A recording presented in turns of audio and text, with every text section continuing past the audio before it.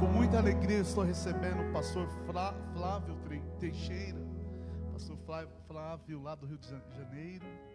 É com muita alegria, um prazer ouvi-lo, pastor. E Deus aprove de nós recebê-lo hoje, juntamente com a pastora Daiane, a Bianca e o Lucas. Sejam bem-vindos, vocês estão na casa do Senhor. Prazer recebê-los. Quantos creem que Deus tem uma palavra para nós? Pastor, tem toda a liberdade de nos trazer a poderosa palavra de Deus.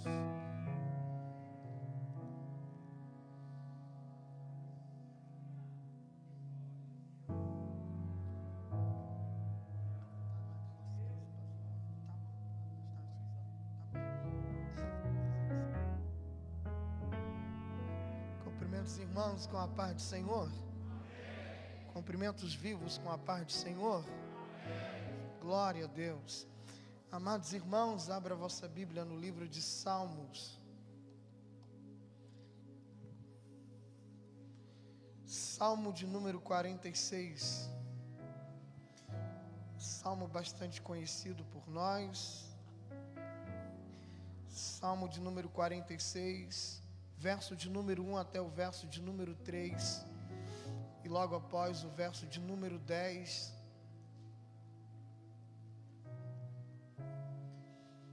Enquanto os irmãos procuram o Salmo de número 46, eu quero externar minha gratidão a Deus por essa rica oportunidade de poder estar retornando nesta casa de oração e tendo o privilégio de poder ministrar a poderosa palavra de Deus para nossas vidas. Privilégio esse tão cheio de honra, né? Ministrar no lugar do pastor presidente em um culto de ensino da palavra. Grande peso cai sobre minhas costas. Que Deus continue abençoando o pastor Eudes, juntamente com sua casa, sua família, cada vez mais e mais, e dê sabedoria. Salmo de número 46, verso de número 1 até o verso de número 3. Quero agradecer também a pastora, né? Esposa do bispo Rafael, que preside ali a Assembleia de Deus, Ministério Despertar. Deus abençoe. A filha dela ali também canta, se quiser usar até gastar, pode dar. Lucas, muito obrigado, Deus te abençoe, tá bom? Vamos à palavra do Senhor. Diz assim: Deus é o nosso refúgio e fortaleza, socorro bem presente na angústia. Pelo que não temeremos, ainda que a terra se mude, ainda que os montes se transportem para o meio dos mares, ainda que as águas rujam e se perturbem, ainda que os montes se abalem pela sua braveza. Verso de número 10 e 11. Diz assim: Aquietai-vos e sabeis que eu sou Deus. Serei exaltado entre as nações, serei exaltado sobre a terra. O Senhor dos exércitos está conosco. O Deus de Jacó é o nosso refúgio. Antes de se assentar, olhe para quem está ao seu lado, por favor, só olhe, né? E diga para a pessoa: sossega. Pode se assentar, glorificando a Deus. Permaneça com sua Bíblia aberta, por favor. É culto da palavra, então permaneça com ela aberta, por gentileza. Livro de Salmos. Nós sabemos que na nossa Bíblia o livro de Salmos é o maior livro, possuindo aí 150 números. Salmo esses que, por causa de um erro de ouvir, muitos falam uma meia verdade. Que meia verdade é essa? Vão dizer que são salmos de Davi. Isto é uma meia verdade. É a mesma coisa de dizer que provérbios são provérbios de Salomão, quando na verdade também é uma meia verdade. Porque o capítulo 30 de Provérbios foi escrito por Agur e o 31 por Lemuel. Logo, Salomão não escreveu todo o livro de Provérbios. Assim é Salmo. Davi não escreveu todo o livro de Salmo. Davi escreve 74 salmos. Salomão, seu filho, escreve 2. Moisés escreve 2. Os filhos de Asaf escrevem 12. Temos também o salmo de Enã, Etan, como também salmo de Adão. Porém, uma curiosidade que eu gostaria de frisar é que a palavra salmo, ela revela algo muito especial para nós. E aí facilita a gente entender um pouco dos salmos. Porque a palavra salmo, ela vem do hebraico terrilim, que vem aí do verbo terilá, que significa louvor e gratidão. Logo se entende que Salmos não foi escrito de Deus para o homem, mas do homem para Deus. E talvez você se pergunte, Flávio, quando eu estou em momento de guerra, de luta, de prova, de vento, de deserto, com a cabeça fervendo, o primeiro livro que eu busco, uma palavra de Deus, porque na verdade está até no meio da Bíblia, eu coloco o meu polegar e abro, cai em Salmos. E quando eu leio Salmos, eu sinto paz, conforto, eu sinto o Espírito falando ao meu coração. A gente não pode esquecer que como são homens escrevendo para Deus, louvando, agradecendo, bendizendo, a gente vai encontrar essa facilidade nos salmos de se identificar com eles, pelo simples fato de quem escreve salmos, escreve passando pelas mesmas situações, ou piores do que a nossa, momentos de traição, de dor, momento de guerra, momento de perseguição, e aí a gente se identifica, porque em algum momento da vida, Deus, através do Espírito Santo, deu vitória a esses homens, deu paz a esses homens, deu livramento, escape a esses homens. Por isso que a gente tem a facilidade de se identificar com o Salmo. Mas quem escreveu o Salmo de número 46? Sua Bíblia está aberta? Em cima do número 46, se sua Bíblia não for a King James, e não for a nova tradução linguagem de hoje, mas ela for revista Almeida corrigida ou atualizada, possivelmente em cima do número 46 está escrito aí a epígrafe do texto, também chamado o tema do texto. E possivelmente possa ser que está escrito aí, Deus é o nosso refúgio e fortaleza, ou a confiança em Deus, ou a esperança em Deus. Logo abaixo dessa palavra em negrito, você vai encontrar quem são os autores, os escritores do Salmo 46. E aí possivelmente, na maioria das Bíblias, vai estar escrito aí, ao mestre de canto, dos filhos de Cora. Agora olha aqui para mim, por favor. Repita após mim, bem forte se você puder. Diga, filhos de Cora. Esse homem aparece na Bíblia pela primeira vez. E aí eu quero te ajudar a entender o livro, o Salmo 46.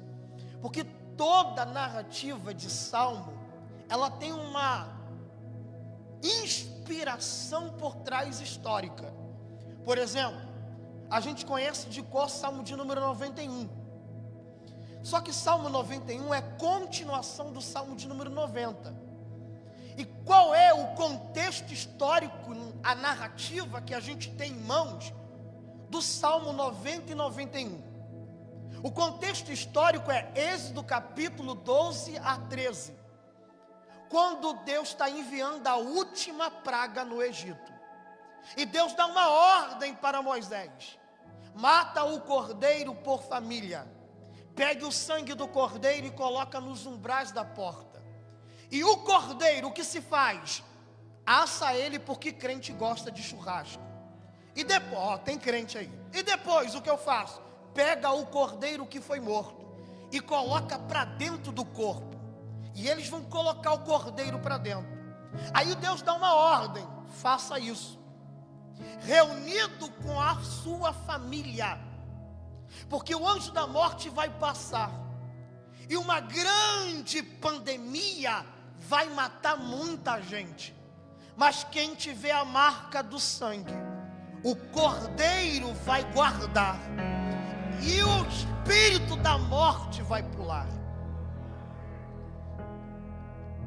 Então Moisés reúne com a família, sangue nos umbrais, cordeiro para dentro. E Moisés, reunido com a família, começa a cantar Salmo de número 90. De eternidade, tu és Deus. Tu és Deus para todo sempre. Ainda que os montes viessem a existir, tu és Deus para todo sempre.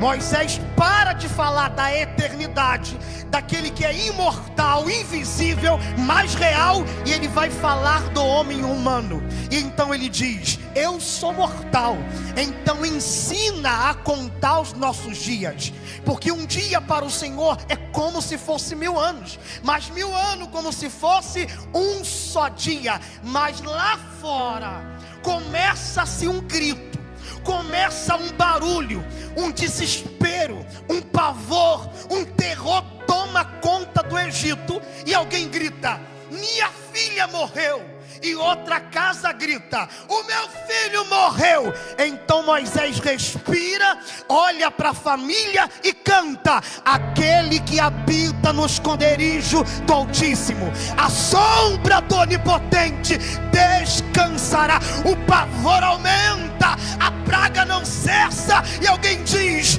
quando isso vai parar? Perdi meu filho, perdi meu gado, estou perdendo tudo. E Moisés respira, olha para a família e diz: praga alguma chegará à minha tenda, porque o Senhor dá ordem aos seus anjos. Oh, glória.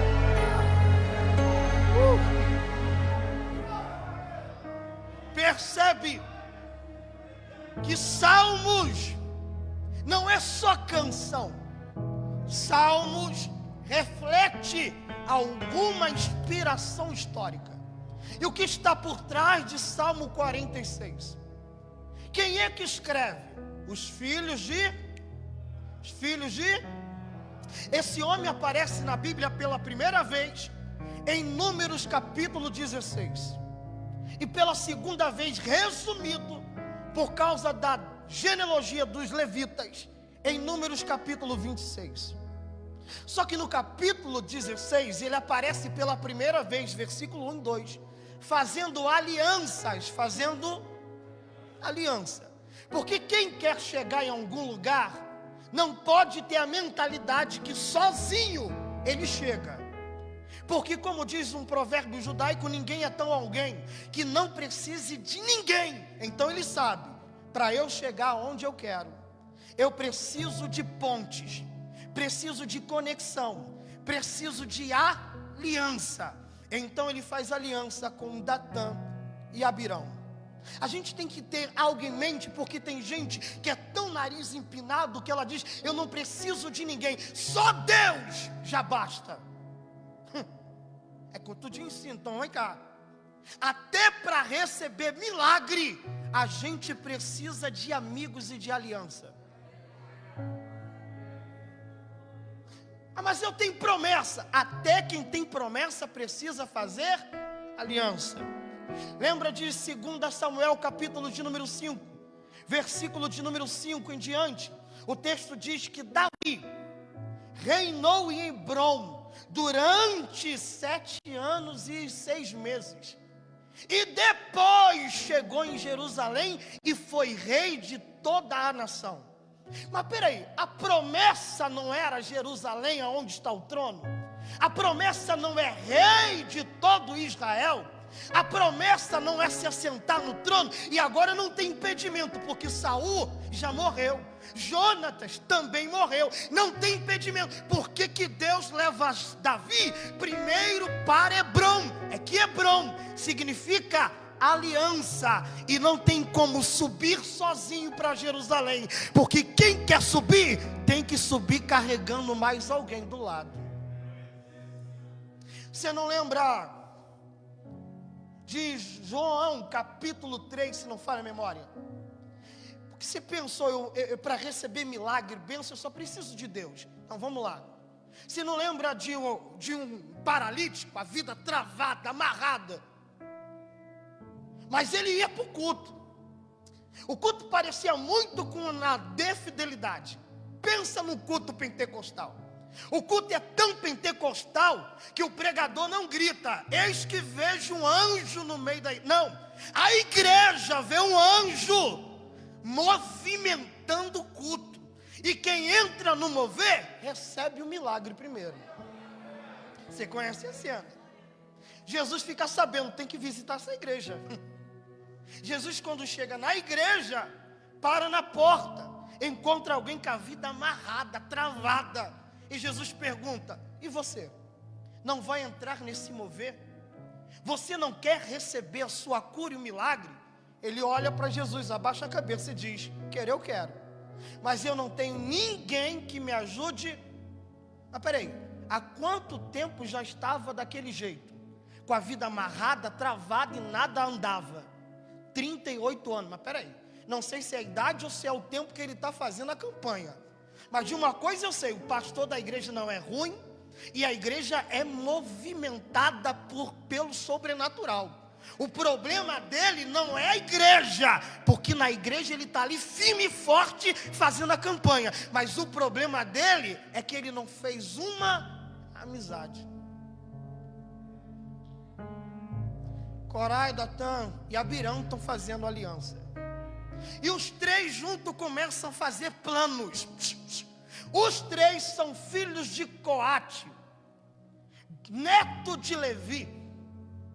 Os três, segundo Números capítulo 4, versículo 1 a 3, os três foram ungidos por Moisés. Foram o quê?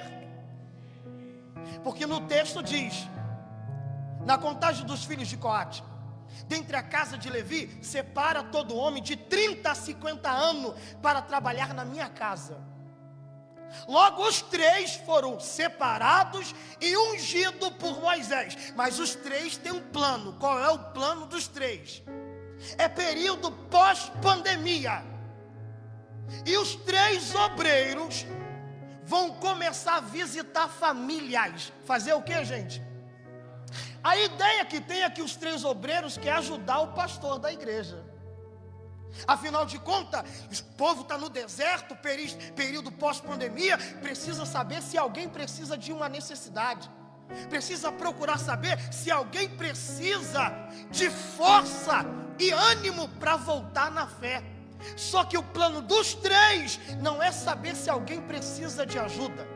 Não é para saber se alguém está desanimado na fé. Não, o plano dos três é visitar família por família para falar mal do seu próprio pastor.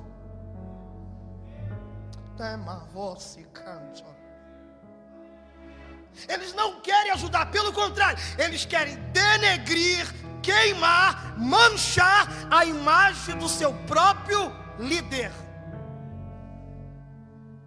E qual é a desculpa dos três? Moisés não é o único ungido no arraial. Mas peraí, mas quem foi que ungiu os três?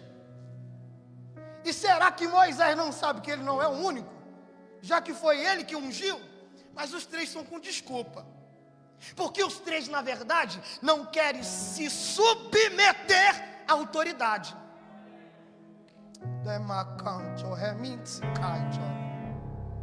E aí, esse espírito que impulsiona Corá, Datã e Abirão é o que está lá em Apocalipse 14, 12. Que espírito é esse? O espírito da antiga serpente, o grande dragão, que com a sua cauda, e cauda aqui não é rabo, é língua que convence, terça parte da estrela e causa divisão. Mas essa língua que convence, Tiago 3,4 diz, é um pequeno membro, mas que consegue queimar, denegrir, destruir a imagem do outro. Mas enquanto eles estão queimando, denegrindo, destruindo a imagem de Moisés, Moisés está de joelho e dizendo: Deus está no controle.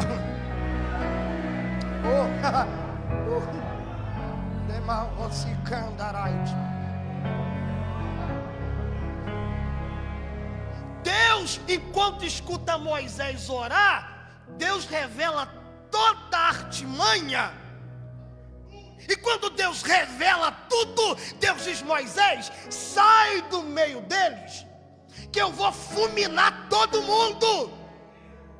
Aí Moisés: não, Deus. Gente, tem que ter muita convicção da sua própria chamada. Ele olha para Deus e diz: Deus, não faça tal coisa. Por causa de o Senhor vai exterminar todo mundo? Aí Deus: gostei. Realmente tu é o homem mais manso da terra. Porque tem gente que é assim, não pode saber que alguém está queimando ele, denegrindo ele, manchando a imagem dele, que ele já pega o celular e quer ir na rede social, colocar indireta gospel. Qual é a indireta gospel? Não toqueis nos ungidos do Senhor.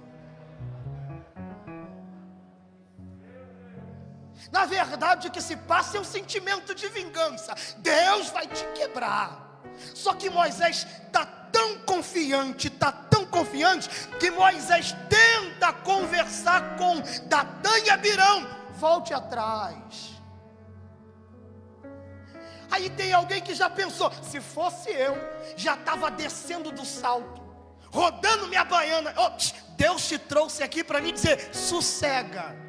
Enquanto estão tentando te queimar nessa firma, enquanto querem o seu lugar e você está pensando em rodar a baiana, Deus te trouxe para lhe dizer: quem roda a baiana tem espírito de pombagira. Você tem Espírito Santo, autocontrole, temperança e domínio. Sossega.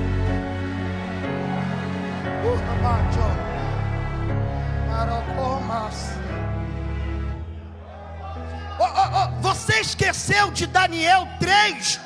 O que está lá em Daniel 3? Pegaram os 3 jovens e olharam para os 3 e disseram: se prostra ao sistema, se curva ao sistema. E os 3: a gente não. Vai não? Então a gente vai aquecer a fornalha 7 vezes mais. Mas peraí, gente, a fornalha no primeiro nível já não queimava? Sim ou não? Sim ou não?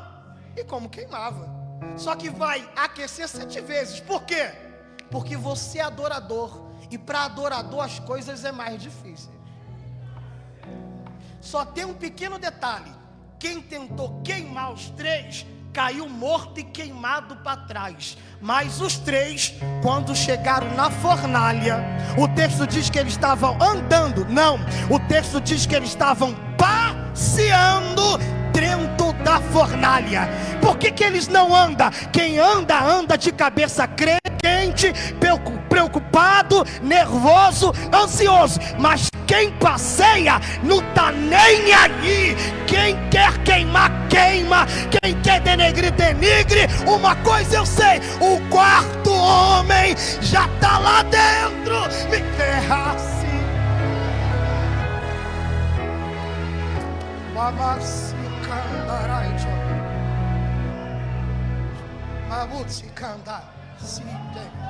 Sabe qual é o problema? É que o espírito de Cora ainda está influenciando muita gente no dia de hoje.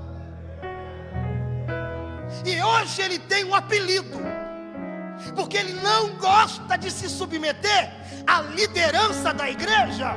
E ele logo diz: não, ungido todo mundo é. Verdade? Claro que é. Primeira carta de João, todo mundo é ungido. Só tem um detalhe: a autoridade nem todo mundo tem.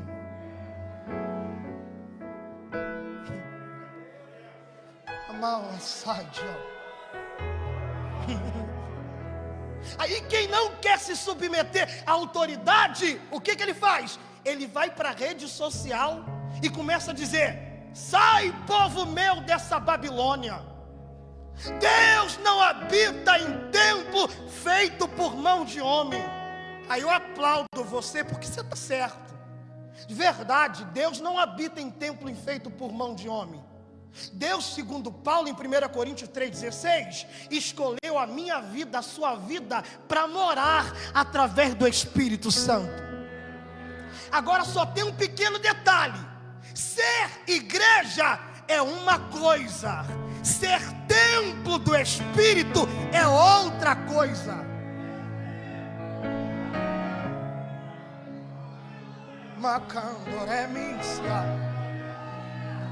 Aí, esse povo vem com uma desculpa, pastor Eudes. Ele fala assim: não, vocês não sabem o que é igreja.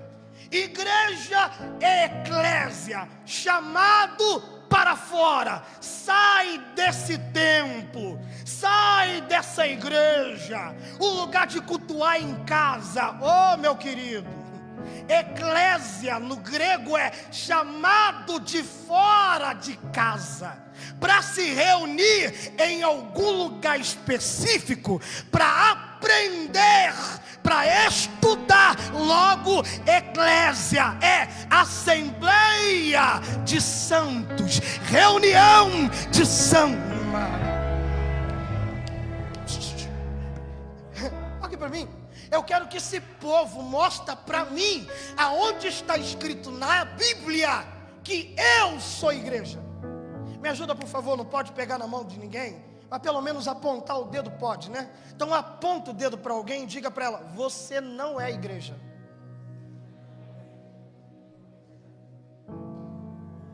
Não, você é membro de um corpo, você é ramo da videira, você é pedra de um edifício, você é noiva ataviada, você é sacerdócio de uma nova geração, você é habitação do Espírito Santo. Mas igreja não.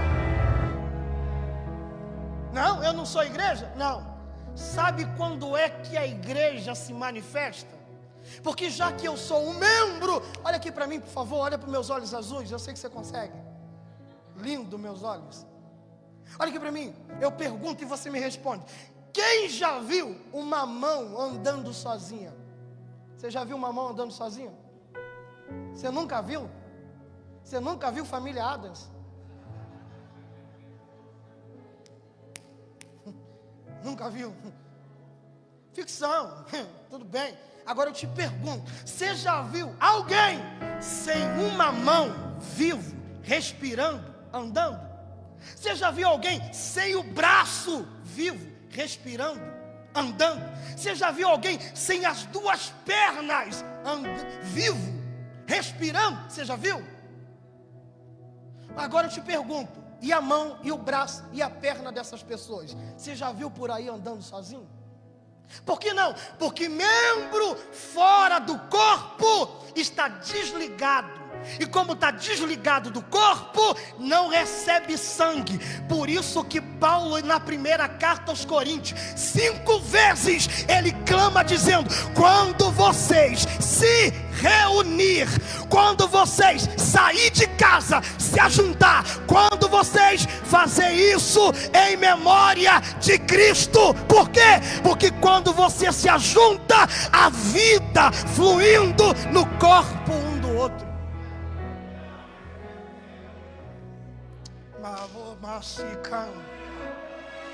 Mas Corá, Datã e Abirão não gosta de autoridade espiritual. Não gosta. Aí ele inventa um monte de desculpa. Sabe qual é o maior problema de Corá, Datã e Abirão nos dias de hoje? É que ele é ex-obreiro, que fala mal da igreja que congregou, e agora ele tem apelido. Não é desviado, ele é desigrejado, que quer juntar um povo na internet para pedir oferta, enquanto ele fala mal do pastor que ele liderava. Ficou difícil dar glória a Deus, né? Mas é culto da palavra, e Deus te trouxe aqui para te dar uma vitamina. Qual vitamina? Hebreus capítulo 10, versículo 12. Não façamos como muitos. Não me ajuda? Catuca quem está pertinho, aponta o dedo e diga: não imita muitos não. E o que a maioria está fazendo? Deixando de congregar. Mas nós não. Nós vamos continuar nos reunindo.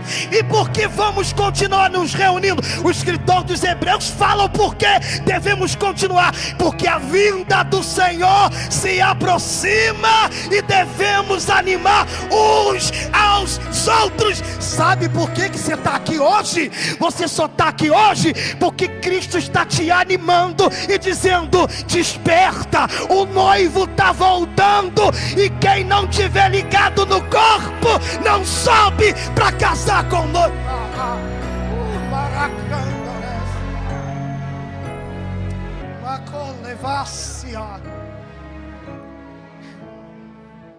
Por isso que tem gente aqui que em casa o pensamento é: não vai hoje, não vai hoje. E você dizia consigo: eu estou fraco, estou abatido. Mas aí o Espírito do Senhor olhou para você e disse: se arruma, coloca uma roupa. Mas eu estou cansado, abatido. Se arruma. Por isso que você está aí do outro lado na telinha, olhando, e Deus dizendo: opa, vai para a internet, já que não pode congregar, vai e se alimenta, porque quanto mais comida você come, mais forte você fica. Mas eu estou cansado, eu estou fraco. Fica em paz. Quanto mais a palavra é liberada, é aí que você é forte, porque o poder de Deus se aperfeiçoa na sua. Deixa eu acabar.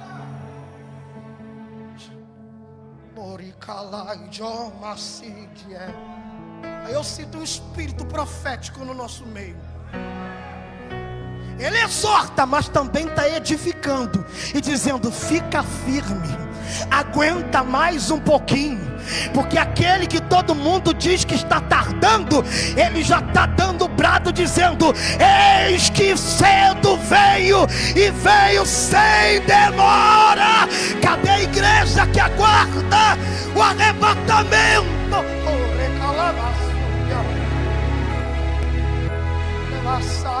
Como anunciar para com levar-se a Jó de mim bufur que calama se ergue taio se me intricando rimiasse de homem mai. Há uma graça de Deus sendo distribuída e repartida aqui nessa. Você pode levantar as suas duas mãos só por pelo menos 30 segundos. Só quem está sentindo o peso da palavra descendo, enchendo você, fortalecendo, te renovando por 30 segundos. Começa a dar glória a Deus. Eu sei, a máscara te atrapalha, mas experimenta aí louvar e bendizer aquele que te trouxe para reunir junto com teus irmãos, porque quando tiver 2 ou 3 reunidos no meu nome, aí estou eu no meio. Ele não se manifesta em outro lugar a não ser no lugar que estamos reunidos. Então deixa ele se manifestar aí agora. Deixa ele se manifestar. Tavasica, ricolo vusiéria, demi como se é de amar. Talanurgi calasaite to, tacalasurgi. Enquanto você vai dando glória, experimenta agora também falar em outras línguas, porque enquanto você fala em outras línguas, a Bíblia diz, 1 Coríntios 14:2, aquele que fala em outra língua fala com o Pai, e só o Pai entende. Mas quem fala em mistério é renovado, edifica. Então seja edificado agora. Seja edificado agora. Você não veio aqui a não ser para isso, para ser fortalecido, colocado de pé, animado.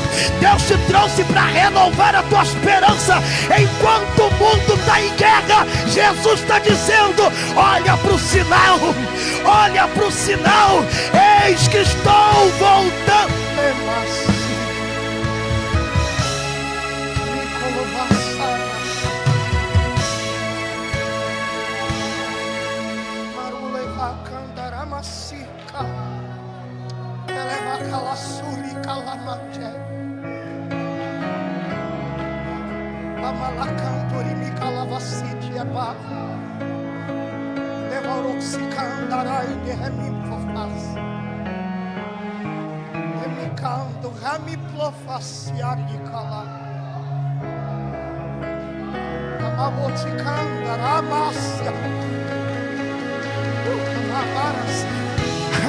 Aquele que desceu às profundezas da terra, mas também subiu levando cativo cativeiros, está dando dom dons espirituais aqui nessa noite.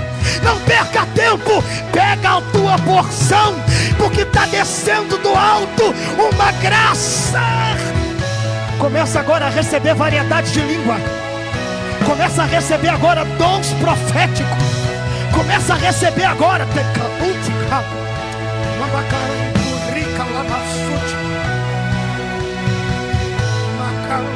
Flávio, mas você está pregando. Como é que eu vou entregar o rolo? Flávio, eu estou recebendo de Deus. Como é que eu vou entregar? Eu sei muito bem o que é a Bíblia. E Paulo diz em 1 Coríntios 14: fala um, fala dois e fala três profetas. Deixa Deus te tomar. E agora, profeta? Deixa Deus te tomar, profeta.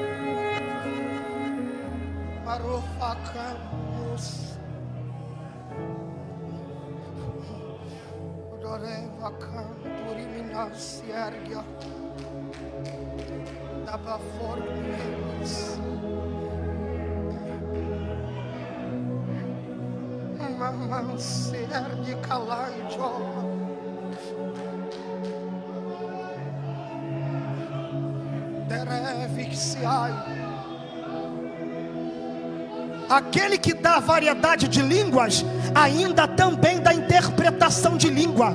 Mas como que ele vai dar interpretação se não há quem fale em outras línguas? Deixa Deus te tomar aí.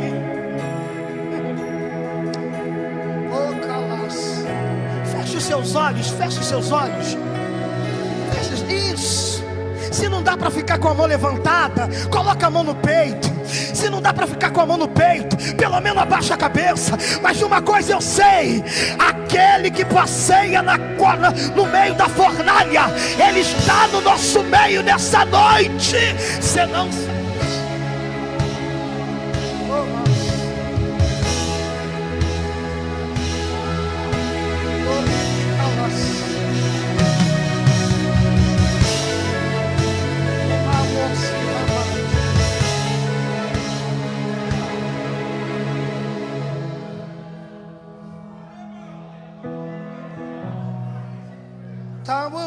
remalta. Shabarauti redasiado. Choruminiki atasi hewit. Namauti redaio profurque samaio. Temouti reprafacia. Assim digo eu, Senhor. Eis que desci no meio de vós, porque escolhi este dia para renovar e avivar a fé.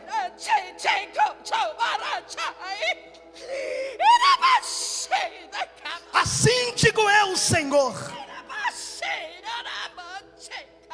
Pode vós contemplar esse homem de branco, cujas vestes estão manchadas de sangue.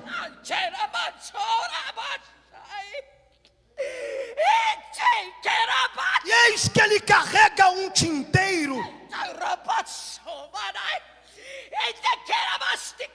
E eis que ele sela, ele marca.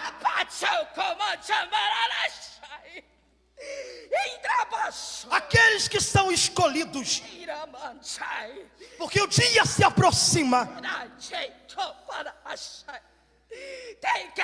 Mas assim digo eu, Senhor: despertai, despertai, porque eis que volto para buscar a minha noiva. Você pode levantar as suas mãos. Ele está passando entre nós.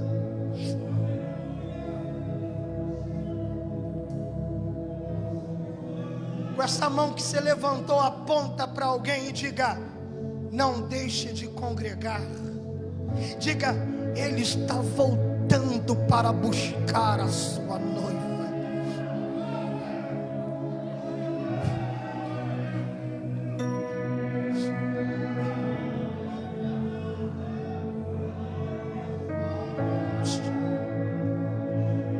Deixa eu encerrar aqui e devolver o microfone. Glória. Glória. Moisés olha para os três e diz assim: se o Senhor não fizer uma coisa nova, fazer o quê? Fazer o quê? Deus não está no nosso meio. Levanta uma das suas mãos, por gentileza. Mediante essa palavra profética desta noite, Deus está dizendo: vou começar a realizar coisas novas. A desfidelidade será sacudida pelo poder de Deus, e coisas jamais vistas começarão a se manifestar. Porque nesses últimos dias da igreja na terra, Deus trouxe você e te colocou do outro lado para dizer: coisas novas começarão a se manifestar nesta casa.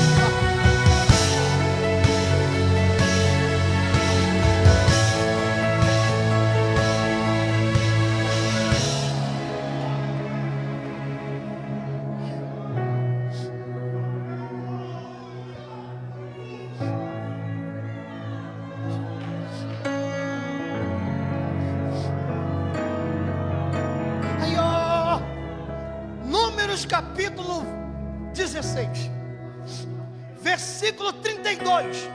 O Senhor abriu a terra, engoliu Corá, Datã e Abirão, e todos os bens, e todos os homens, todos os quê?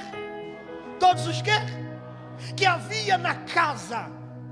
Números, capítulo de número 26, versículo 10 e 11. Resumo da história do capítulo 16. E o Senhor matou, abrindo a terra, sugando a casa e os bens de Corá, Datã e Abirão, e 250 famílias. Eles até conseguem causar divisão, e quem vai na onda deles acaba morrendo espiritualmente também. Só que aí o versículo 11 diz o texto: porém o Senhor poupou os filhos de Corá. Peraí, tem alguma coisa errada.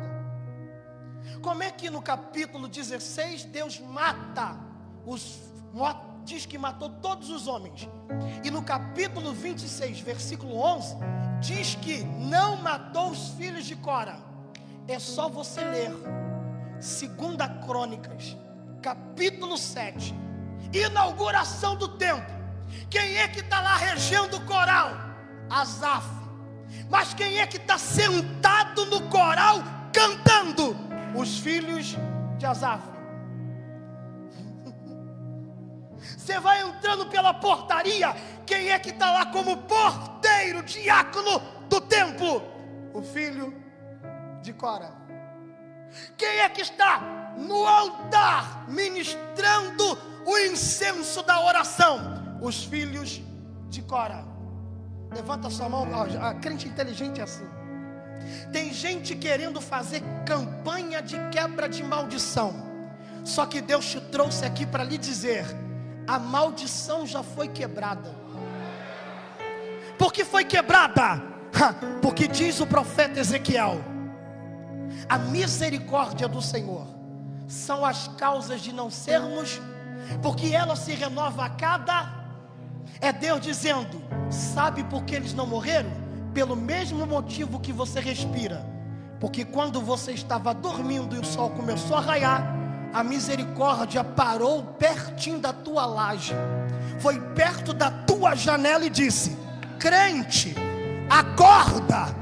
E você se despreguiçou, foi até um pouco ingrato, abriu os olhos e pegou o celular, mas lembrou: eu sou crente.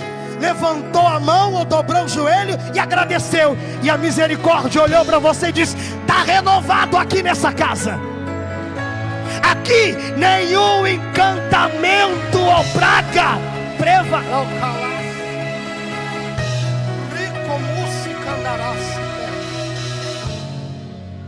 Deixa eu te dar uma palavra.